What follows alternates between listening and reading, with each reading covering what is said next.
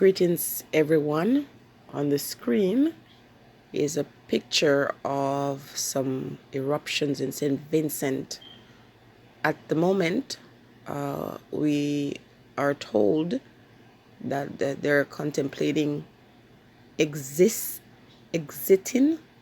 St. Vincent because of the dangers that this volcano, represent. And as that is my backdrop for this video, I'm going to say to you all that if I tell you that I don't feel a bit of apprehension, I'll be lying.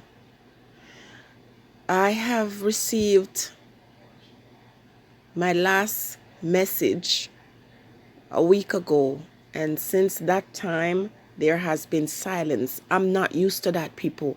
I'm used to being bombarded and overwhelmed with messages that, I have to write down. I have to spend time praying about. Listen, people, when we talk about prayer and supplication, those of you who are of faith would understand that. I think if we ever needed to pray any other time, and we're not praying, just for the sake of saying we are praying and it has no meaning. But if there was any time or, any occasion where we needed to be praying, we needed to be meditating, we needed to be asking for guidance and protection, it's now.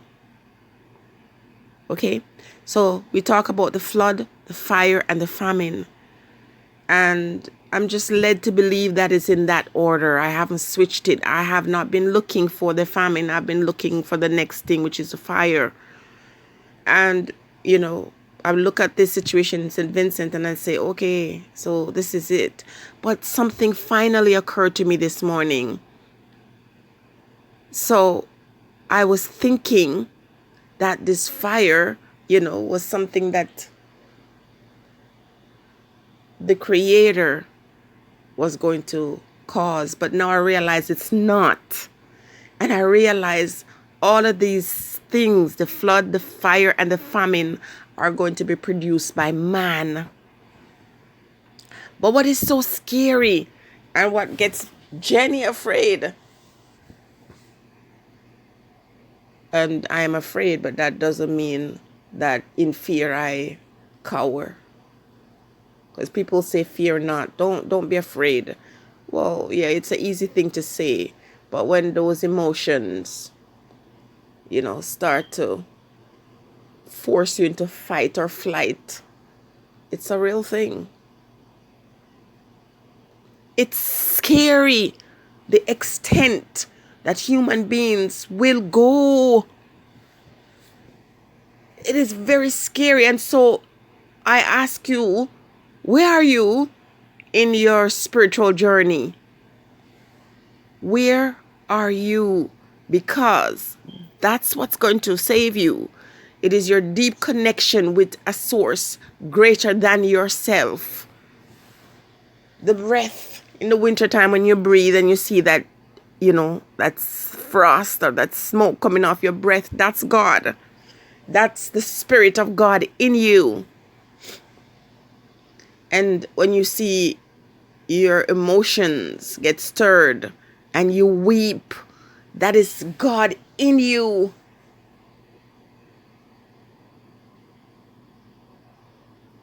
Sometimes you're feeling heat, or you feel your head swollen, just big.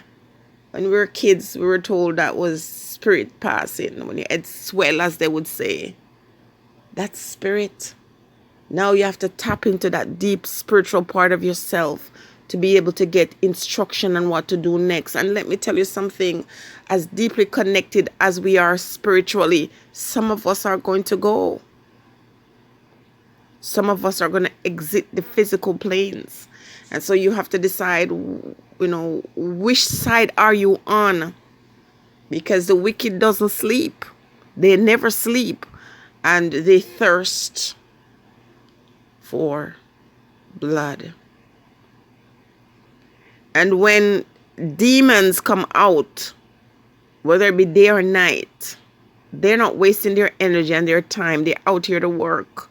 And so if you don't have people joining hands and hearts and forming a strong bond against these ones, you cannot survive in this time. You cannot. Your children, your partner, your family, friends, co-workers, they are going to be that fence to weaken you. Not fence, but force to weaken you. You got to delve deeper inside. Many of us have a lot of talk right now, but when you're faced with the darkness, you don't know how you're going to be. There are some people who seem very strong, and when they're forced and their back is against the wall, you'll be shocked to see how fast they surrender. And then there are others who look weak, and you'll be surprised because guess what? The condition of their heart is in such a place that they will be guided. And some speak because it makes them look good. Do you know how many people call up on a name of a God that they claim they believe in? They're weak. They have no strength. They don't know nothing about God. They don't have any sense. And we are not judged because we don't understand God for ourselves. We are judged when we're not trying to seek to know. I cannot believe the extent that human beings will go to achieve ends. It's scary. And I sometimes make these blanket statements about African people around the world, but I'm not gonna lie, I'm afraid. My own people, man, the depths, the extent there we go. Listen, this message, the Holy Spirit, some of you refer it to, my guides ask me to exercise wisdom and just to bring a message to you to say, be alert. This thing is not a joke. It's not a joke. It's not going to be a thing like I just say no and it just goes away. Those visits are coming to the door. There'll be the knock on the door. And one has to devise a plan with your creator, with your spirit being, with your guides, and how to operate. And so I couldn't tell you, I'm going to do this. I don't know what I'm going to do. But what I see is scary enough to make me know that I got to stay inside more. And when I say inside, in my spirit, inside my body, I have to connect. Because it's going to be one of those things where I'm looking for a real answer. And I need a leader, a physical person to come and take me out. It's not going to be like that. It's going to be an individual thing. You're going to have to decide at the very last moment, what will it be? Which side or whose side will you be on?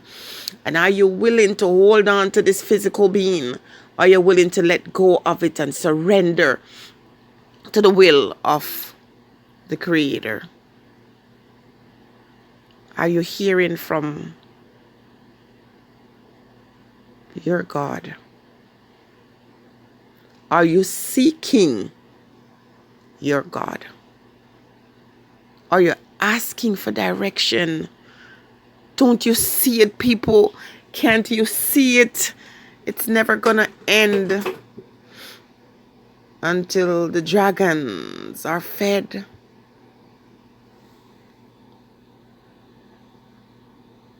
This thing is scary.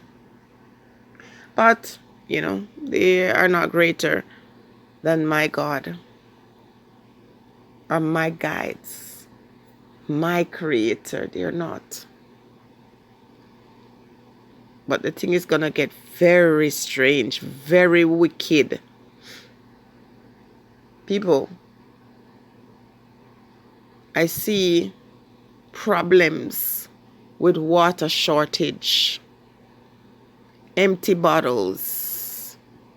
When back home, when you have those white jugs, when you turn it upside down, those big water jugs, they're empty. No water in them. Can you imagine when these things flare up and you have no water and you're thirsty and there's no water? Oh, wow. Stay blessed, everybody. pray, meditate. No time to gossip and fight with other people. Stay close to the source, because you're going to be needing the instruction daily